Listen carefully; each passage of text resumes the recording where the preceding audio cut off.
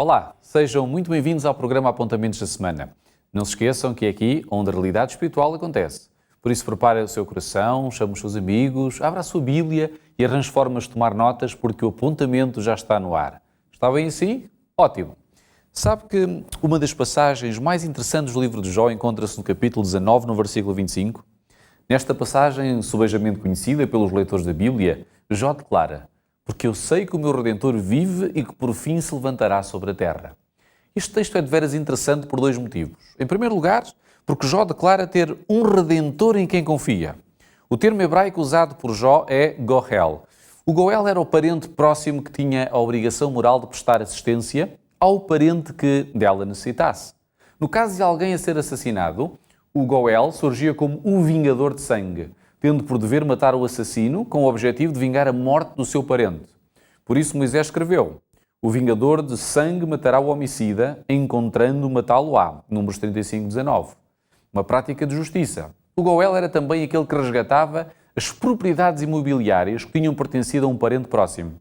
Por isso Moisés ordenou que, quando o teu irmão empobrecer e vender alguma porção da sua possessão, então virá o seu resgatador, o seu parente, e resgatará o que vendeu o seu irmão. Está em Lucas 25, 25. Por fim, o Goel tinha também o dever de resgatar da escravidão qualquer parente que nela caísse, segundo Levítico 25, versículos 47 a 49. Ora, quando se refere ao seu Redentor, Jó está a pensar em Deus. Deus era para Jó o seu supremo Goel, uma tipologia. Goel, na parte humana, era uma tipologia do transcendente, do divino. Portanto, ele concebe Deus não apenas como o Criador do nosso mundo, mas também como o Redentor da humanidade.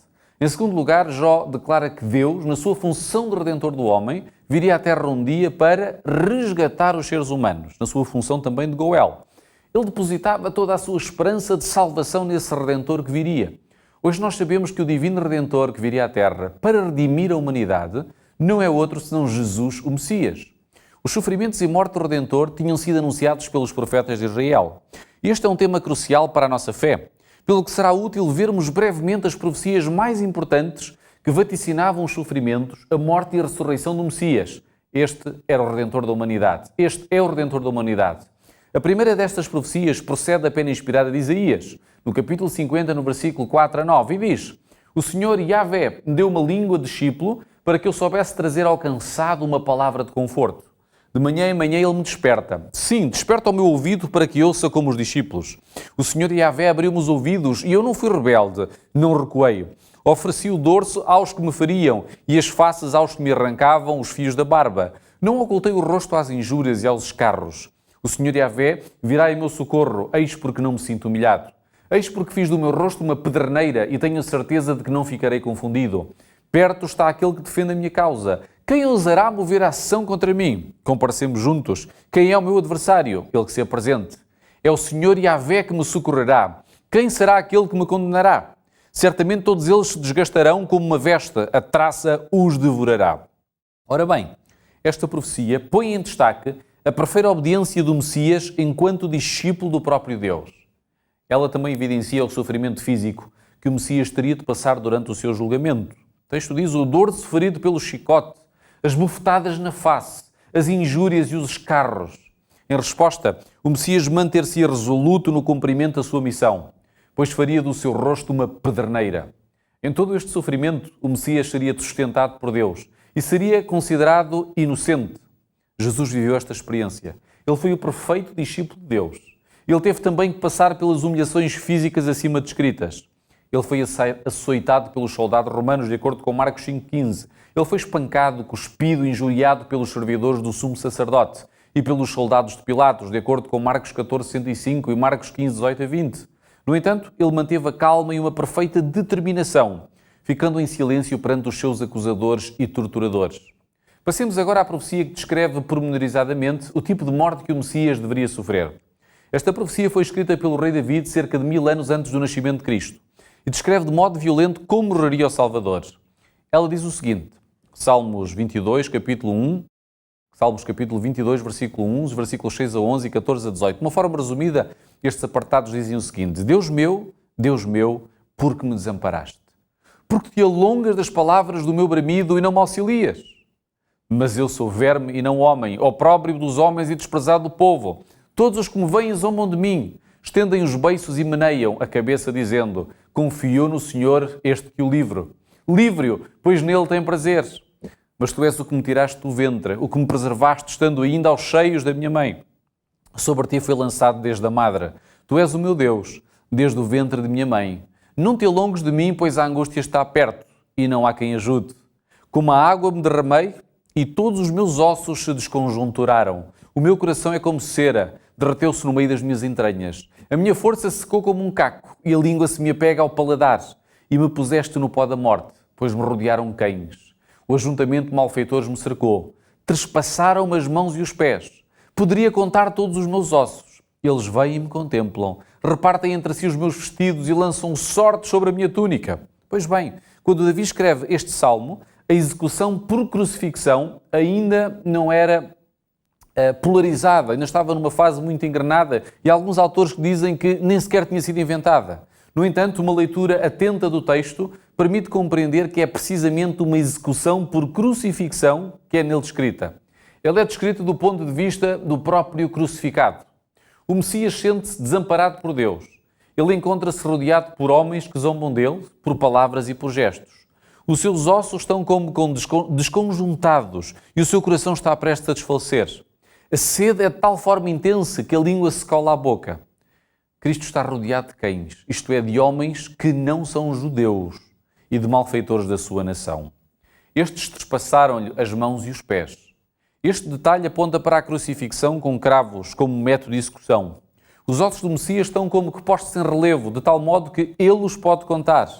Finalmente, os executores repartem as vestes do condenado e lançam sorte sobre a sua túnica. Os tais cães eram romanos. Eis a pergunta que se impõe. Esta profecia cumpriu-se na execução de Jesus? Ora, a resposta é clara. A terrível experiência profetizada por David foi vivida por Jesus durante a sua paixão. Os relatos dos 4 evangelhos dão-nos efetivamente uma visão clara do cumprimento da profecia na vida de Jesus. O próprio Cristo nos indicou que a sua morte sobre a cruz cumpria a profecia do Salmo de David, ao citar na cruz o seu primeiro versículo: meu Deus, por que me desamparaste? Mateus 27, 46. E o Evangelho sinótico, em comparação de Marcos 15, 34. Na sua crucifixão, Jesus foi rodeado pelos seus inimigos. Estes inimigos eram homens poderosos, pertencentes ao Sinédrio. Mateus diz-nos que os príncipes dos sacerdotes, com os escribas, anciãos e fariseus, escarnecendo, diziam: salvou os outros e a si mesmo não pode salvar-se. Mateus 27, 41 e 42. Foi pela influência e pela ação destes homens que Jesus foi crucificado. A experiência física da crucifixão descrita pelo Salmo é também exata. Na posição física do crucificado, os ossos são como colocados em relevo. A morte sobrevém frequentemente pelo colapso do coração do crucificado, sobrecarregado pelo esforço extraordinário exigido pela posição física do condenado sobre a cruz. Esta foi certamente a causa da morte de Jesus. Ele sentiu também uma sede intensa. João diz-nos que, sabendo Jesus que já todas as coisas estavam terminadas, para que a Escritura se cumprisse, disse, em João 19, 28, tenho sede. Jesus foi cercado não somente pelos seus poderosos inimigos, mas também pelos seus executores.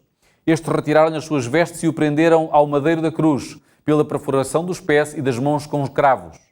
Lucas diz-nos que quando chegaram ao lugar chamado a Caveira, ali o crucificaram. Lucas 23, 33.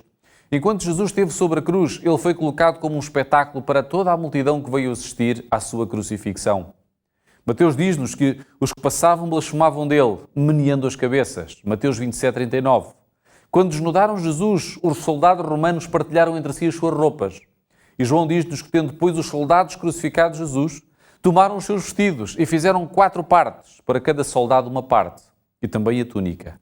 A túnica, porém, tecida toda de alta a baixo, não tinha costura. Disseram, pois, uns aos outros, não a rasguemos, mas lancemos sorte sobre ela, para ver de quem será. Assim, na sua morte, Jesus cumpriu perfeitamente a profecia messiânica apresentada pelo Salmo 22. A profecia seguinte provém igualmente do profeta Isaías e descreve não apenas a morte violenta do Messias, mas também aponta para o significado salvífico dessa morte. Será este aspecto da profecia que iremos destacar, que está em Isaías no capítulo 53, versículos 1 a 12. Quem creu naquilo a que ouvimos e a quem se revelou o braço de Yahvé? Ele cresceu diante dele como um renovo, como raiz que brota de uma terra seca. Não tinha beleza nem esplendores que pudesse atrair o nosso olhar, nem formosura capaz de nos deleitar. Era desprezado e abandonado pelos homens, um homem sujeito à dor, familiarizado com a enfermidade, como uma pessoa de quem todos escondem o rosto. Desprezado, não fazíamos quase algum dele. E, no entanto, eram as nossas enfermidades que ele levava sobre si, as nossas dores que ele carregava. Mas nós o tínhamos como vítima do castigo, ferido por Deus e humilhado. Mas ele foi trespassado por causa das nossas transgressões, esmagado em virtude das nossas iniquidades. O castigo que havia de trazer-nos a paz caiu sobre ele. Por suas feridas fomos curados. Todos nós, como ovelhas, andávamos errantes, seguindo cada um o seu próprio caminho. Mas Yahvé fez cair sobre ele a iniquidade de todos nós. Foi maltratado, mas livremente humilhou-se e não abriu a boca, como um cordeiro conduzido ao matadouro, como uma ovelha que permanece muda na presença dos seus tosqueadores. Ele não abriu a boca. Após detenção e julgamento, foi preso. Dentre os seus contemporâneos, quem é que se preocupou com o facto de ele ter sido cortado da terra dos vivos, de ter sido ferido pela transgressão do seu povo? Eles deram-lhe, inclusive, sepultura com os ímpios. O seu túmulo está com os ricos, se bem que não tivesse praticado violência, nem tivesse havido engano em sua boca. Mas Yahvé quis feri-lo, submetê-lo à enfermidade. Mas se ele oferece a sua vida como sacrifício pelo pecado, certamente verá uma descendência, prolongará os seus dias, e por meio dele e o desígnio de Deus há de triunfar. Após o trabalho fatigante da sua alma, ele verá a luz e se fartará. Pelo seu conhecimento, o justo meu servo justificará a muitos e levará sobre si as suas transgressões. Eis porque lhe darei um quinhão sobre as multidões. Com os fortes repartirá os despojos, visto que entregou a sua alma à morte e foi contado com os transgressores. Mas, na verdade, levou sobre si o pecado de muitos e pelos transgressores fez intercessão. Muito bem. Comentamos este texto para dizer que esta profecia é importante porque ela aponta não apenas para a morte violenta do Messias, mas também para o seu significado. O Messias viria morrer para expiar as transgressões da humanidade ao sofrer a pena de morte em nosso lugar. Ao oferecer a sua vida como sacrifício pelo pecado de todos os seres humanos, o Messias poderia oferecer a paz de Deus e a cura espiritual a cada ser humano que aceita a sua morte substituinte. Tendo sido o sacrifício pelos pecados humanos, ele justificará a muitos, fazendo intercessão pelos pecadores. Deste modo, graças a ele, o desígnio de Deus há de triunfar. Mas que desígnio é este? É o cumprimento da promessa da salvação da raça humana, que foi feita por Deus a Adão e Eva após a sua queda no pecado. A promessa a que os teólogos chamam o proto-evangelho e que se encontra em Gênesis 3,15. Resta-nos espaço para vermos uma última profecia. E é uma profecia decisiva escrita por Davi cerca de 1000 anos antes do nascimento de Cristo.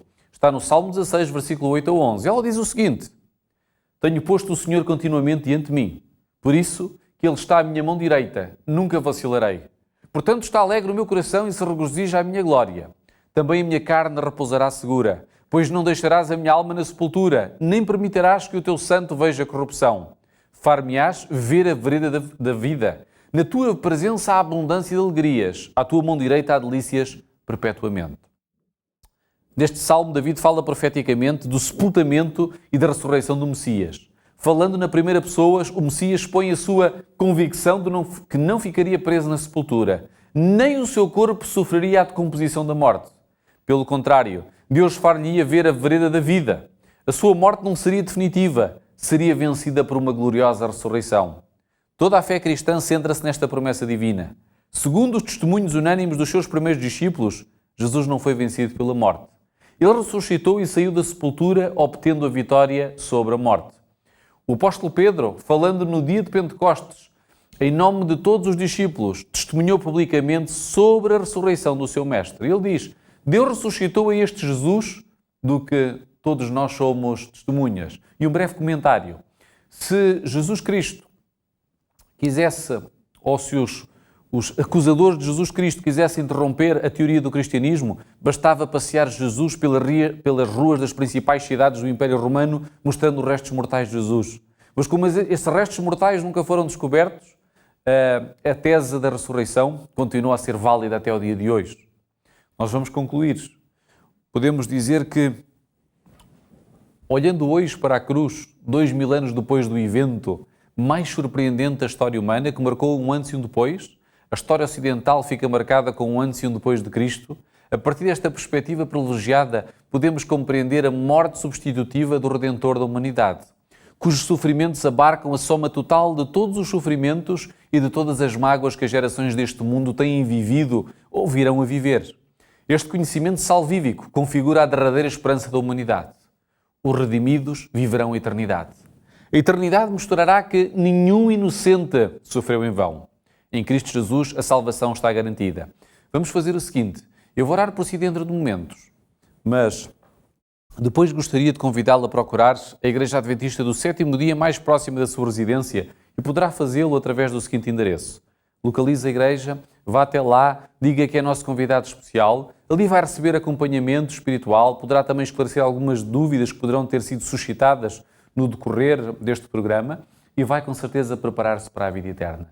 Felicito uma vez mais pela sua decisão. Vamos orar? Excelso Deus, Eterno Pai, obrigado pelo dom de Jesus Cristo.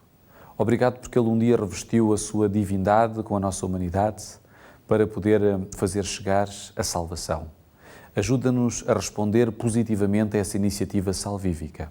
Ajuda-nos a acreditar que o texto profético mostra claramente que um dia o Messias iria vir a esta terra como propiciação pelos nossos pecados e que iria preparar a nossa redenção. Apesar das adversidades, dos sofrimentos que passamos neste momento, mantemos essa esperança de que um dia esse mesmo Messias que ressuscitou voltará para nos vir buscar. E o túmulo vazio hoje ainda é a certeza de que Jesus venceu a morte. E se Ele venceu a morte, se nós acreditarmos, também um dia venceremos se tivermos que passar pela mesma. Ajuda-nos a viver na fé de Jesus.